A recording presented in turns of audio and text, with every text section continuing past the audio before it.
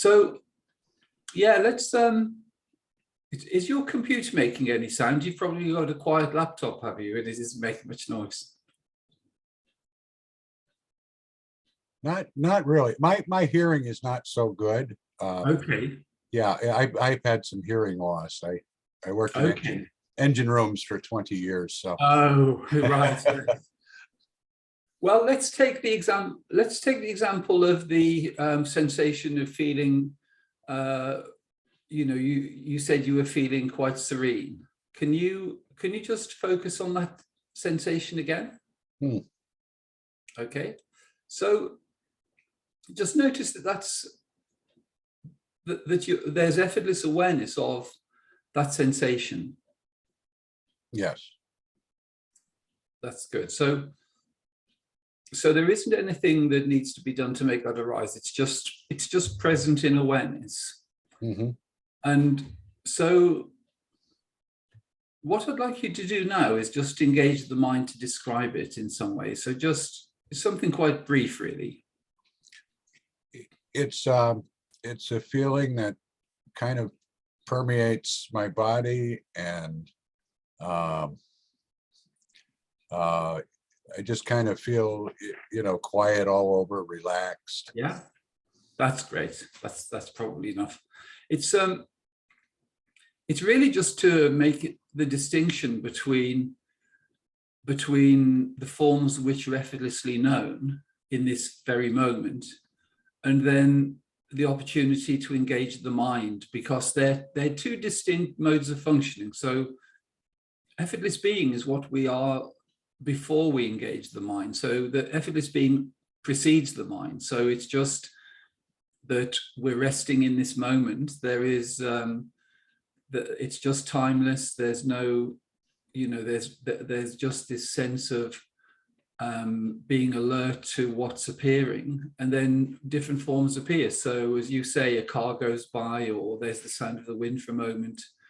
Then there's a sensation, and then there are the two voices which emerge, and those things they're just arising effortlessly all the time. And that's how it's been since Ted was a little boy. So there was just, prior to the age of 2, there was just this impersonal sense of beingness. It's just like this impersonal ocean within which everything is appearing. So the body mind appears within it, the content of the room, the sounds outside the building, the sun, the moon, the stars, everything's appearing within this single unified ocean of awareness or beingness. And initially we experience that in a unified way. So there's a body mind which is present, but there's awareness of the body mind as being an object within the room along with the other objects. So there's the Right.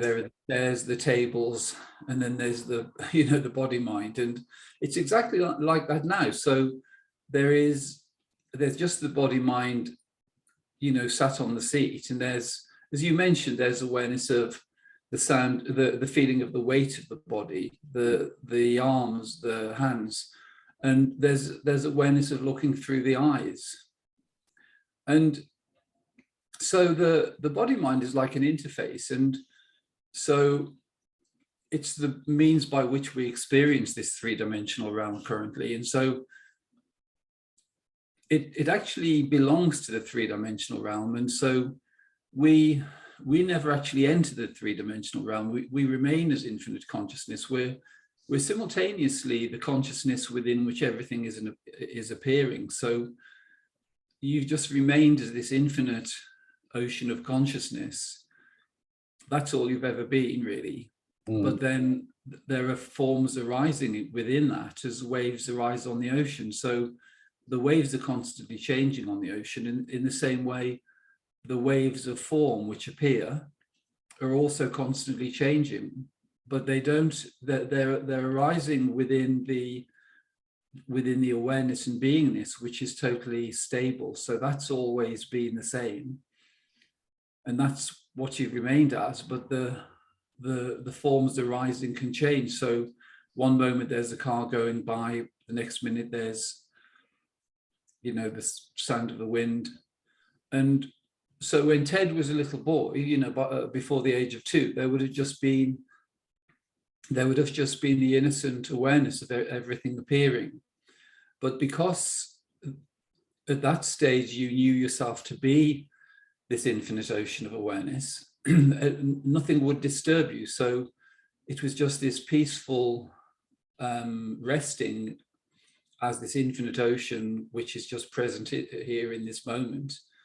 And then the forms appear. So there could have been, well, the same sort of things, really. There could have been a car going by, there could have been the wind blowing or rain falling, or, you know, playing with some toys, or, you know, having a chat or playing with, you know, family members. And so it's very innocent to begin with. It's totally effortless because it's all just happening on its own. And it actually remains like that. It's just that there's this secondary device and mode that we're introduced to, really by the parents initially and family members. So they start referring to the body mind by name. They start calling it Ted. And then gradually there's a realization of what they're doing. You notice that they're referring to each other as though they're existing as separate entities in time and space. And then they're inviting you to play in that game. And initially, you're playing that game with them with full knowledge of what you are. So you remain in the knowing that you're the infinite ocean of beingness. But then simultaneously, they could be saying, oh, you know, would you like a drink of water, Ted? Or do you feel tired? Or are you hungry? Or shall we go to the park? Or, you know, so those invitations into the dualistic mode start to be delivered really from birth. But it takes about 2 years for that program to be installed to the point where we actually identify with the human body, with the mind and the emotions and the sensations, and we, by then, we've the subject object mode or individuality has been installed as a program. And it's like it's really like a filter, because you remain as the infinite being. You never move from there. It's just that you've become familiar with functioning as an individual in time and space, and you learn how to do that. And your parents refer to you by name. They refer to certain likes and dislikes. And then as we go through school, it's a sort of programming center where, you know, we have to respond to the name on the register.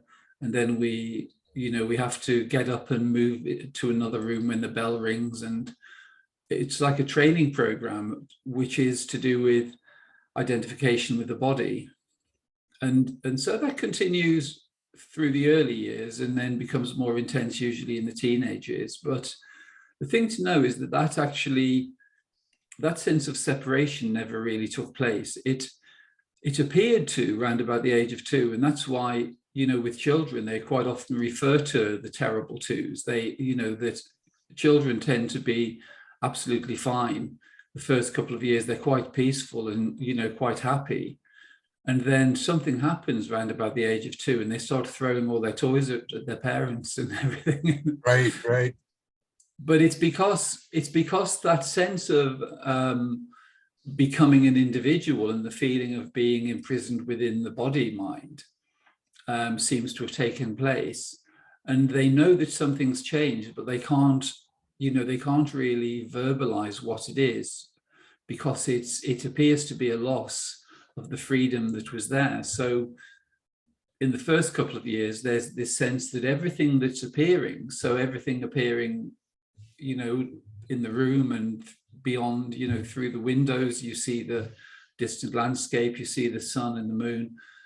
The first couple of years of our life, we know everything is already arising within our own consciousness. And so that's the reality of the situation. It's just that it's a complete bombardment of the programming to get us to identify with the physical body and with the thoughts and emotions.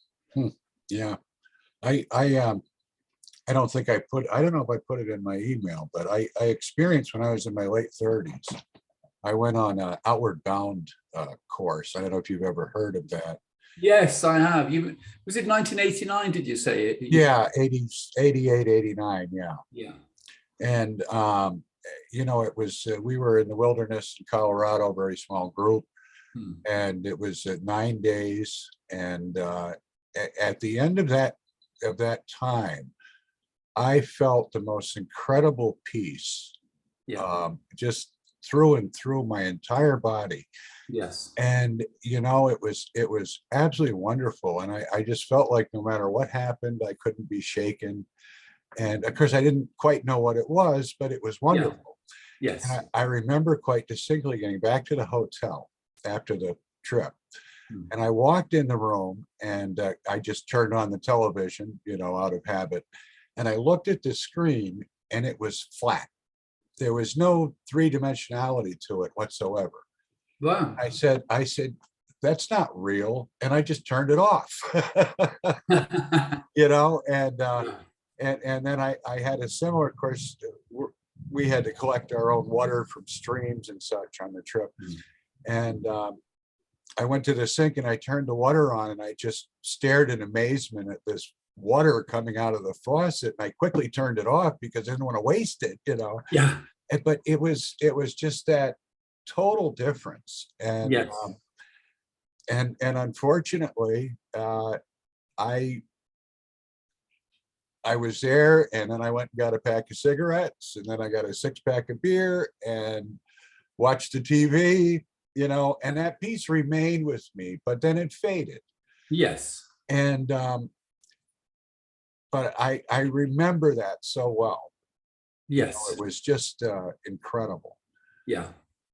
I'm sure what I'm speaking of. Yes, well, that's really what respite from the programming, because when you go into nature and you're not in the subject-object mode of experience, which we tend to be at work and at home with our family, and when we're in nature, it's a lot to do with self-sufficiency, and there's a sense of the boundaries being much wider, because when we're living in houses, the boundaries are much closer. So the walls are fairly close, the people are close to us, and the activities, we go from one room to the next.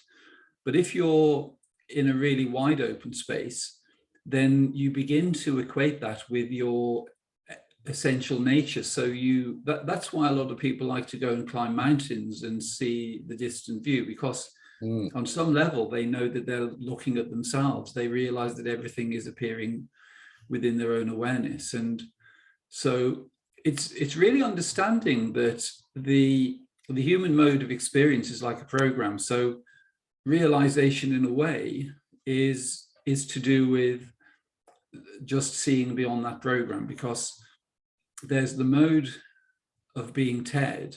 So, you can do that really efficiently. So let's take the example of the sensation, of just feeling quite peaceful at the moment and quite serene. And so the knowing of that sensation, of that serenity, is directly known by awareness. So to notice that, we tend to just stop, and we have to be in a fairly quiet space just to let that arise in silence. So to know it clearly, we tend to have to just, stop and just see, just to kind of be aware of it arising.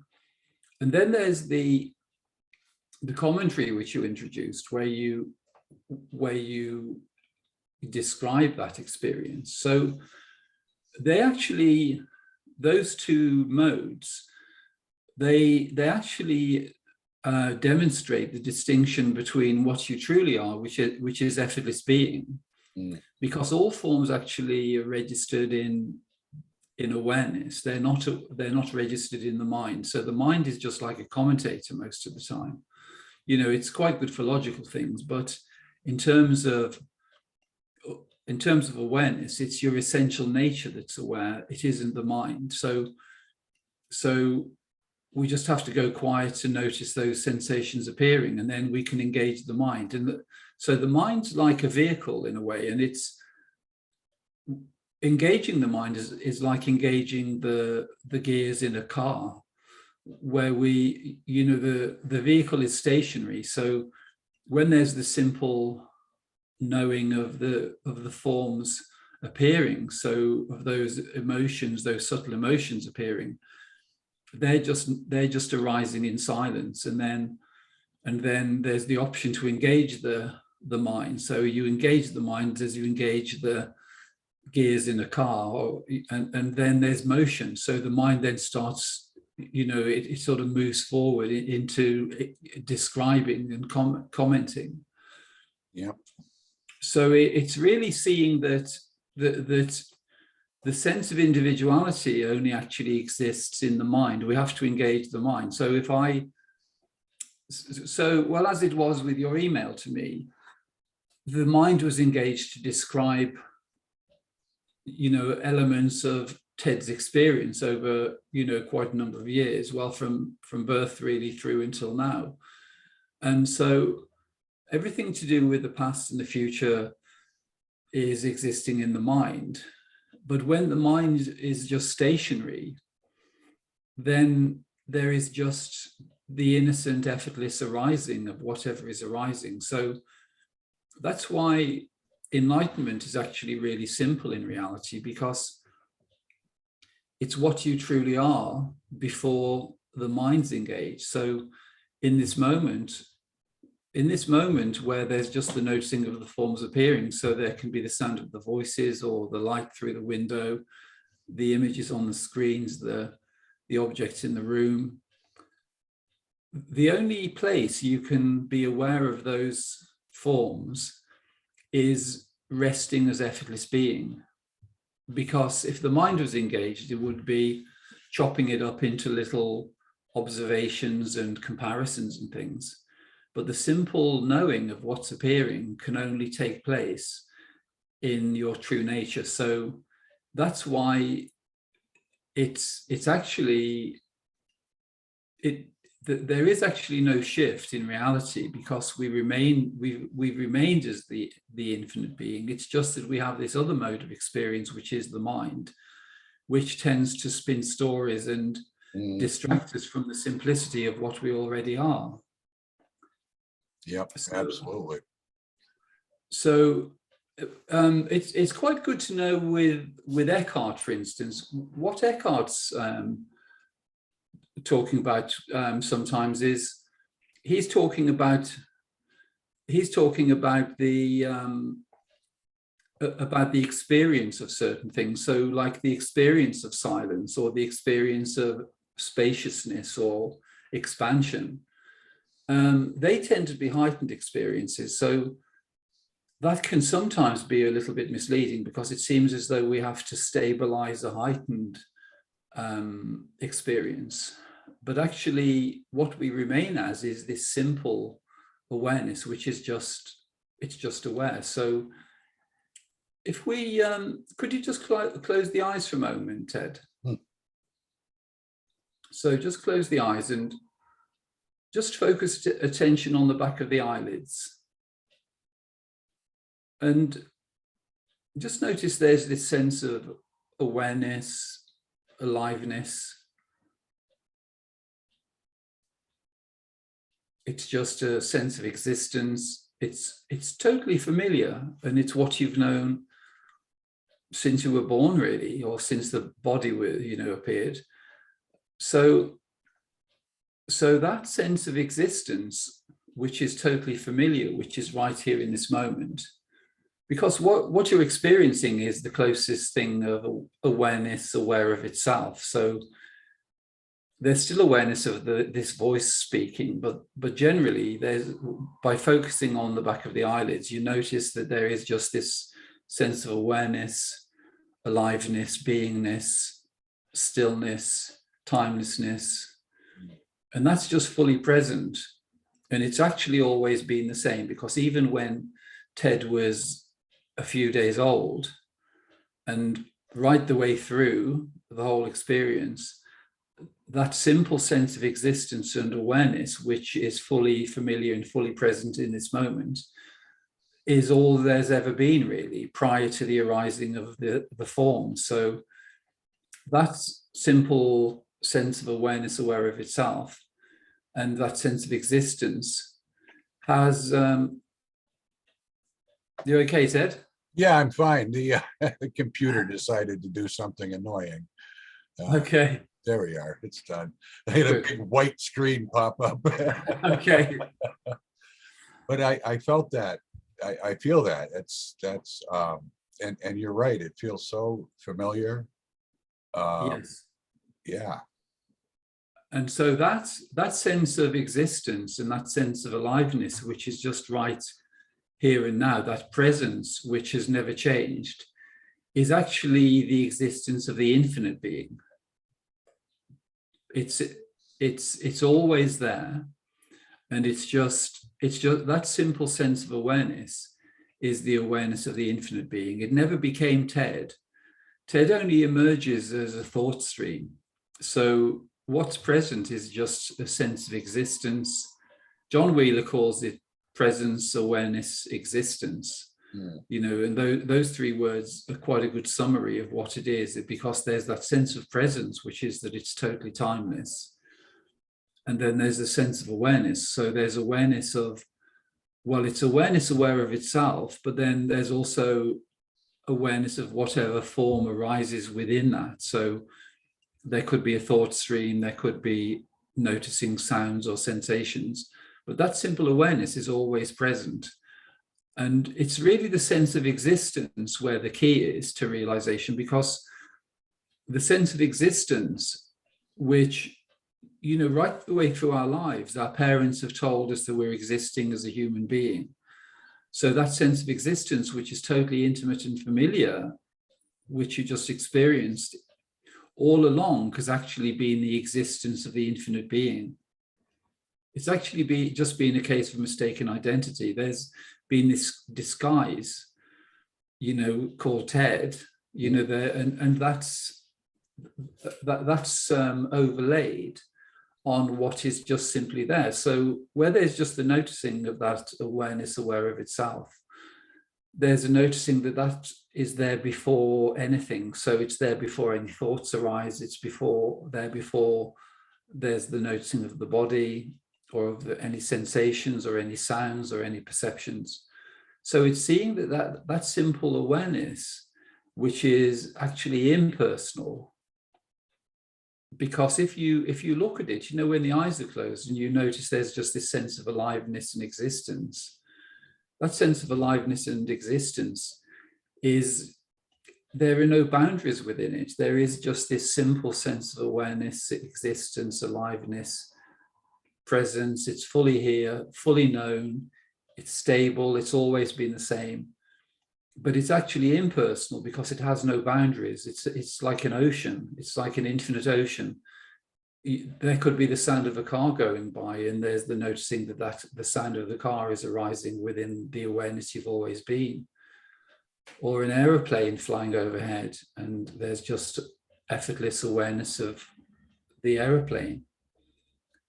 So it's seeing that simple awareness is what you've remained as all the time. So it isn't that there's a disappearance of Ted.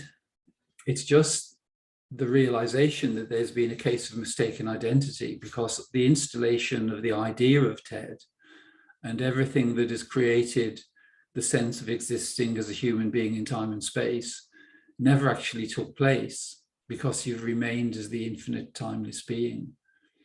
But there is this mode, you can assume, you know, you've been playing the role of Ted. You know, Ted is like a character in a play, and the infinite being is like the actor, and then Ted is the role that's being played. So where there's, right, as it was when you're on the Outward Bound course, lots of the elements which had been installed into individuality temporarily dissolved. So there was a clarity where the programming, which made it seem as though you were existing as an individual, and lots of things like having water on tap and that kind of thing. You know, there was a seeing of those things with a sense of awe, you know, and it's like a sense of appreciation that you didn't see before. And that's really the way realizations, because individuality doesn't disappear. It's just that the identification with individuality comes to an end. So there's the simple seeing that the awareness, the aliveness, the sense of existence, which is just always here. And if ever you need a reminder of it, you just stop and you just close the eyes, focus on the back of the eyelids, and you'll see that it's always there. It's timeless, it's present, it's still, and it's always there. And then there's the opportunity to assume the role of Ted. So if your wife, or if you know your neighbor or somebody knocks the door, or if the phone rings, or even in this conversation, you're assuming the role of Ted. You know, you're kind of representing this character called Ted, and Ted needs to find something out. But the infinite being doesn't need to find anything out, because you are already that, and it already knows itself fully. It's only within the story of Ted that there seems to be the need for realization. But when you see that, you know, the character of Ted is something that you can pick up, you can play that role, you've been playing it for a year or two, you know how to, you know, you can do that really well. But it isn't who you are, and you never became Ted. You just remained as that simple open space of beingness. And the benefit of learning that that's the way it is, it actually changes the nature of the experience, in that we reclaim lots of our energy when we see that, because firstly, just seeing that we aren't any of the forms that are appearing, we're just this space within which everything appears. It tends to be that there's actually an alignment of our awareness with the infinite being, you could say. And what's present within the infinite being is infinite intelligence. So the opportunity to allow things to come to you effortlessly, to realize that your intuition can be relied on, you know, things like synchronicity can come in. It's really that, I'm starting to see that it's that simple. Brilliant. You know, it's wow.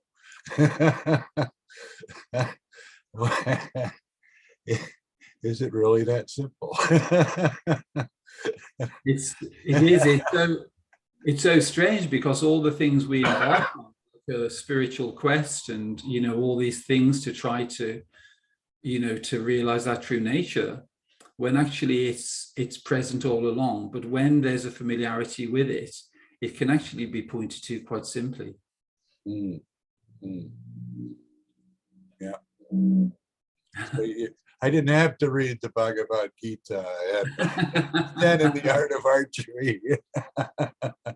No, they're all, you know, they're pointers. They're pointers, and because the truth is, Ted, that because you've only ever remained as the infinite being, and that's true of us all, we can never leave there. We can never stop, you know, remaining as the infinite being. We never become the human, but we can pretend that we're moving into limitation. So because you're already the totality of existence, and the whole universe and all dimensions are appearing within you, all you can do is pretend that you're existing in time and space as an individual, and you're playing this game of limitation.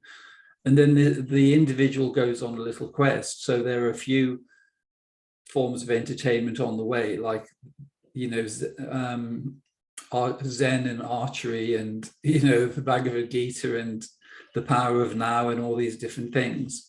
But they're all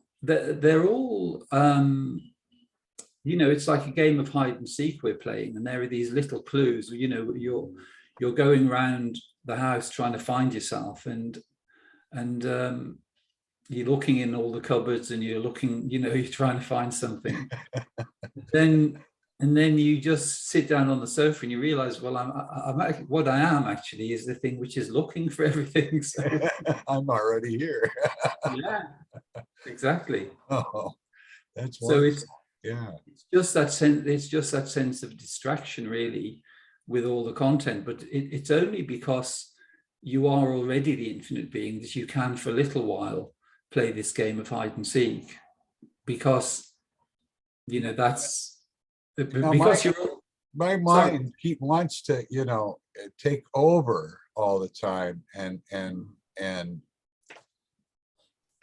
so is it possible to lose that for a time and then come back to it, or is it, you know what I'm saying?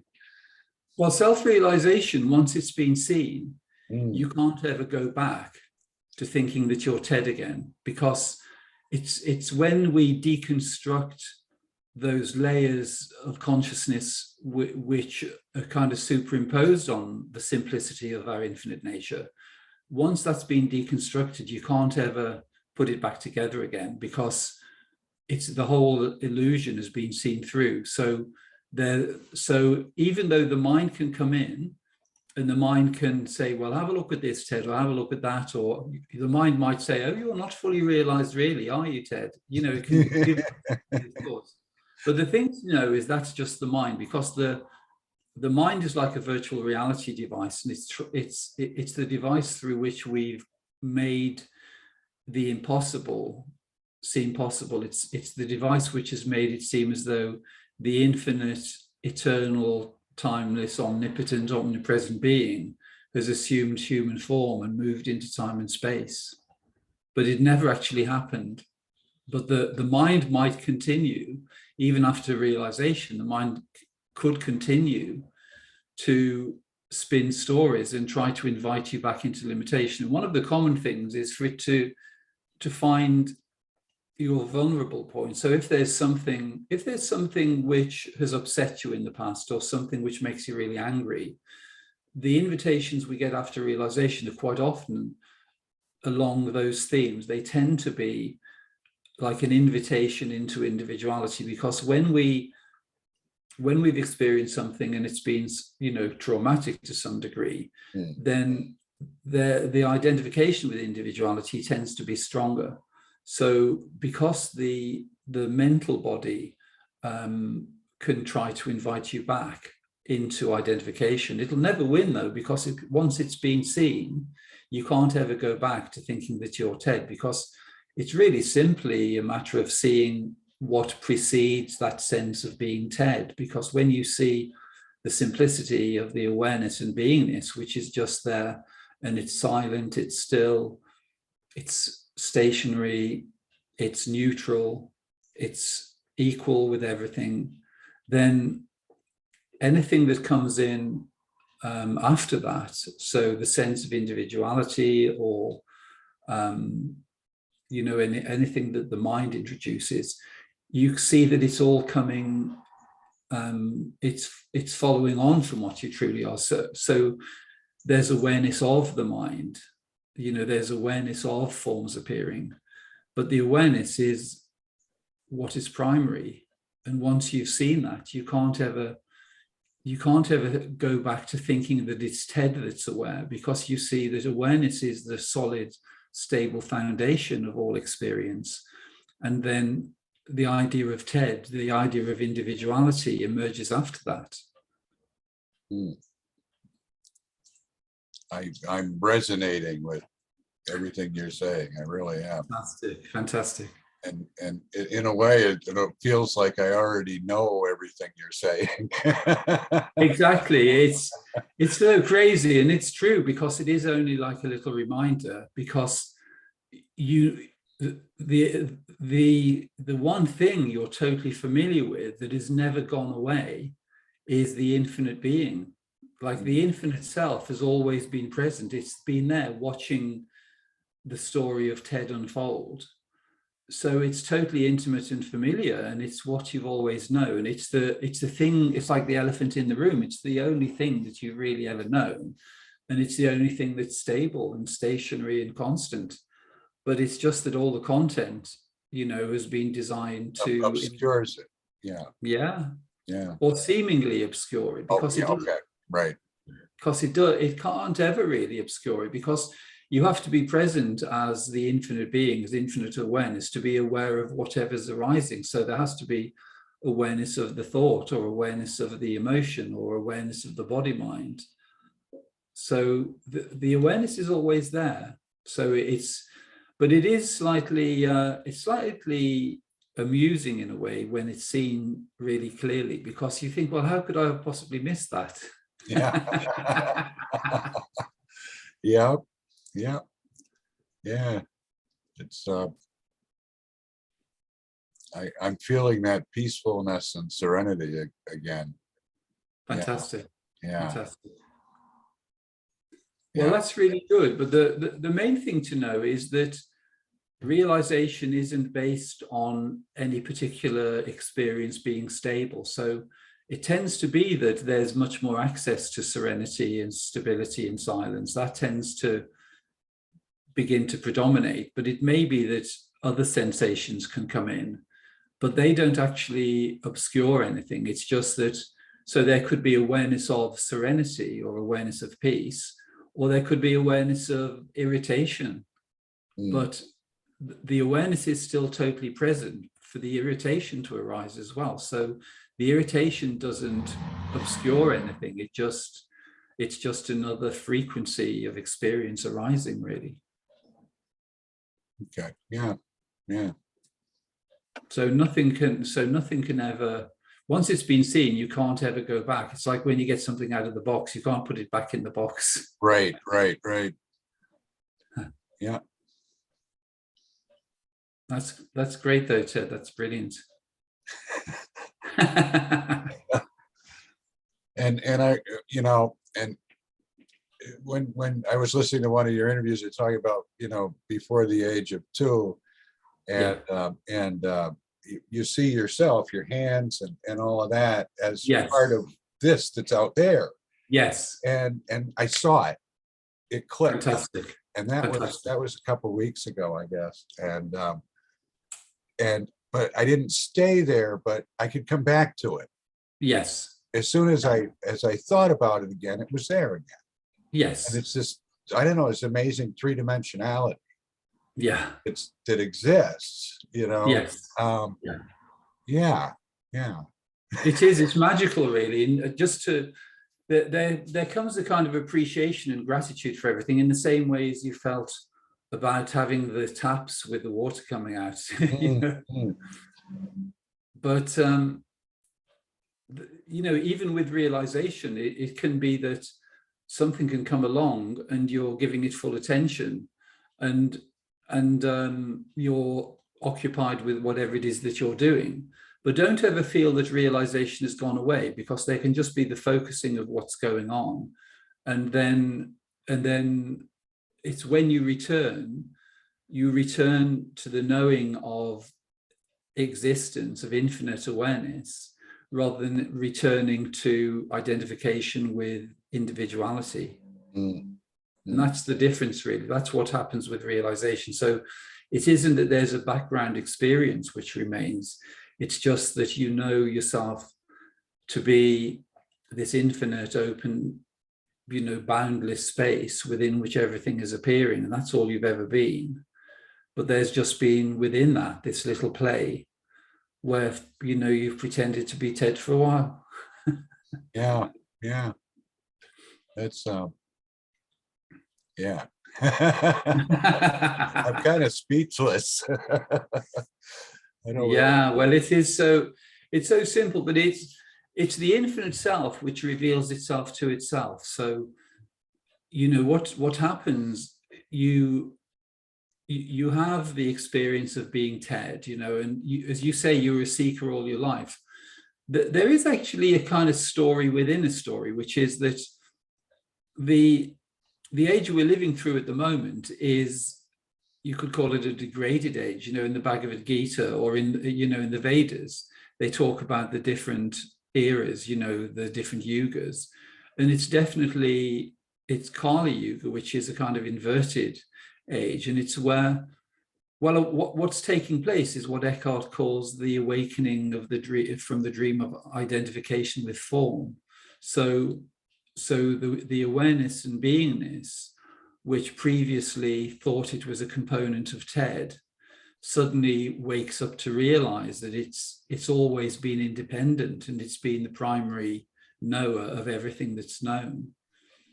But within the story, you're actually a representative of the infinite being. So the reason you've shown up at this time is because your purpose is to actually certainly awaken to that realization, but also hopefully to share it with others, and to be able to anchor the stability of that knowing within the collective consciousness, because that's really the way the whole thing works. It's by more and more people waking up to realize their true nature that it becomes easier for everyone else. And it becomes stronger and stronger. Yeah. So to speak. Yeah. Yes. Yeah. Yeah. Yeah. So really just being aware of opportunities to share this knowledge, because once you know it, it is so simple. And just, using one or two of the pointers that we've, been discussing today, you'll be able to share with other people. And that's the benefit of having this recorded, because you can just review it and you'll always have it. And it'll just give you that ability just to return to that, the real simplicity and clarity, and just, as a bit of a refresher. But so that it's, there's the mind sometimes, tries to invite you back into individuality, but that simple sense of awareness and existence, it's in the sense of existence that the key is, really, because, if I said to you previously, do you exist? There would be the sense of, yes, I do exist, but I'm existing as Ted. Right. But when there's that sense of existence and it's seen directly, with the eyes closed, and there's just that sense of awareness, aliveness, and existence, there's the seeing that existence all along was the existence of the infinite being. And that's what you've always been. You've just remained as that. It's always been there. It's always there. And it, yes, like you said, it's timeless. Yes, This exactly. it's wow. Exactly, yeah. I feel like Neo in the Matrix a little bit. Well, exactly, but that's actually what happens. It's being disconnected from this three-dimensional system, and it isn't that we're ever imprisoned within it. It's just that it's a release of identification with it. So in the same way as you cognize that you're able to see the body mind as being an attribute or component of the three-dimensional realm, once you see that, you're free from it, because you see that what you're remaining as is this simple sense of awareness and existence that is aware of everything, and everything is arising within that. But so it's really being disconnected in terms of identification. But there is another level of it, which is the matrix is actually a very good way of understanding the system, because the three-dimensional realm is actually like an energy harvesting system. It's like an energy game that we're playing, because lots of things we do are inviting us into compromising our energy, because we remain as the infinite being, which is peaceful, it's silent, it's still, it never moves into the three-dimensional realm. It's just totally, self-contained. But we get these invitations through the emotions into identification. And it's the way Eckhart describes really well in the idea of the pain body. Mm-hmm. It's the idea that we're sort of sailing along, and then we can receive a phone call or a thought or an email, or something happens or somebody says something to us, and it triggers an emotional response. And those those things, as they appear, they're actually appearing as invitations, and they're invitations into lower frequency experiences. And when we identify with them, we actually plug our energy supply into them, and it's only ever our own energy supply which fuels them. So if we go into grief, or if we go into anger, or any of those, really, depression or jealousy, anything like that, it's only ever our own energy supply that is being compromised. And it's the identification with those is a form of consent. So when we know that, it actually becomes quite a simple option, because there's the option to remain in this moment as the infinite, timeless being, which is stationary, it's still, and there's no disturbance within it. But the matrix is inviting us to plug into some kind of experience of limitation. So like a concept of limitation, or an emotional invitation.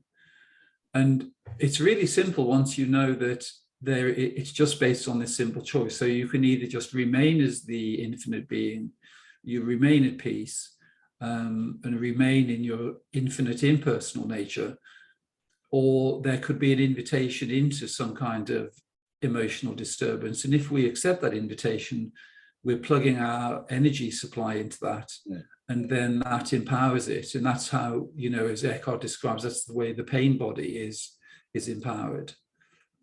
Mm. So the more clarity there is. So as you've seen really clearly that you're just existing as the infinite being, in this moment, you're the totality of existence, and that sense of existence which you're fully familiar with and you've always known, has always just been here. And so just resting as that enables you to remain at peace. But then inevitably, certainly over the next few weeks and months, there could be invitations into some kind of turbulence, but it's seeing that they're optional. You don't need to go there. Mm. Even if it's something like bereavement or any kind of news or anything, you can just process it in a sense of peace rather than in a sense of turbulence. And the more we maintain our energy field in that way, the more we align with our infinite nature, and then the more power becomes available in terms of functioning from effortless being. And so it's really the two options really are that if we engage the mind, or we accept the invitations into the emotional turbulence, we're supporting individuality. But if we just rest as that simple awareness and existence in this moment, which is totally peaceful and timeless, we're actually aligning with our infinite nature. So we're in service to the infinite being then.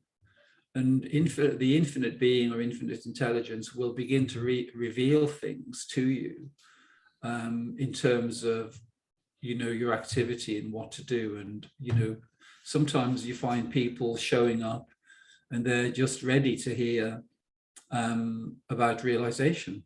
Mm-hmm.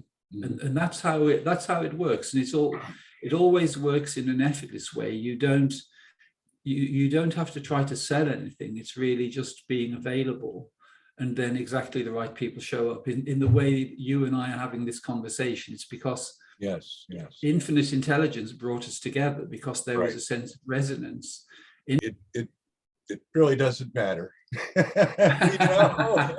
Yeah, fantastic. And I've seen this before and been invited back into the mind. Yes. And I've gone back into the mind, and I think it's happened to me several times in my life. Yeah. And but it something shifted. I think it's like now it's like, it was always there. Why did I walk away from it? Yes. Yeah. Well, it's knowing that it's totally stable, because lots of things we have as experiences, which there's a distinction between what I call awakening and realization, because awakening is where you have an insight into things not being quite the way you thought they were. So you had an awakening experience on the Outward Bound course. So there was a falling away of some of the programming and an opening up in terms of seeing things in a more expansive way. But because it was temporary and it was experiential, then the old modes can be reinstalled. But with realization, with seeing what you've seen today, there's a seeing that simple awareness, aliveness, and existence precedes the arising of any experiences or any forms, and there's no experiential content to it. It's the knower of everything that's known. So it's just that simple awareness, existence, which is just fully present. And once you've seen that, you realize that that's always there. It can never go away. And also there can never be a resuming of the idea that you're existing as an individual. There's obviously the human realm of experience continues. It'll actually refine in different ways. And the more alignment there is with effortless being and, being sort of respectful of the infinite being in terms of the life experience, you'll find that it becomes much more refined, it becomes much more delightful and effortless and very inspired as well. So that's really the way it'll go. And just the simple seeing of that, you can never go back once it's been seen. Right. So that's realization. Once it's been seen in that set, in the way you have, that's realization. Whereas the other things where there's an experiential component, then, I mean, even the thing, about seeing that the body is, that it actually belongs to the three-dimensional realm, that it's a kind of interface, that's experiential in a way, because you can have the experience of that, but then you can go back to experiencing in the sort of program mode where you're experiencing as though you are actually existing as a body-mind. But with realization, because it's non-experiential, it's just simply seeing that the awareness that you've always been, that sense of existence, has always been the existence of the infinite being. It never became Ted. Yeah. And now you have that, then there's no going back. I hope that's okay. Oh, that's wonderful. No, I feel fantastic. And that's brilliant, Ted. Yeah. Yeah. But it's because it's because you are the infinite being, and that there's a saying, the self reveals itself to itself. So everyone has a unique story to tell, really. And so, you actually, as you say, there's been an awareness or some type of seeking going on ever since you were born, really. And then that's taken you in different directions, and then you've researched things, like reading the Bhagavad Gita and Zen books and, Eckhart and those kind of things. But then, because it's the self which is infinitely intelligent, it knows how to present that sequence in a way where it leads you to the destination, which is realization. Gotcha. Yeah, that makes perfect sense. So it looks as though it's been Ted who's been doing that, and bringing that sequence, but actually it's the infinite being that has created that sequence and led you to remembering what you've always been. Yeah. Yep. Yeah, it's like there's no words, which is fine. Yeah, exactly. Which is very comfortable, Yes. Yeah. Yeah. And it's what you're already familiar with, because even the things that Eckhart teaches, Eckhart's teaching about things like silence and presence, and he talks about the attributes of the infinite being, but it's actually still being related to the individual. So it's saying, oh, you have to do this, or, you have to be mindful, or, whatever it is. But once you see that what you truly are is impersonal and effortless, you realize that no practice is required, because it's what you've always been. Yep. So yeah, that's great. Yeah. Yeah. Do you have any questions, Ted? Or I mean, the thing is, we can carry on talking, but in some ways, probably just being quiet for a little while would be nice, you know. I would like to do that, and I want to go outside and take a walk around. Yes. Honestly.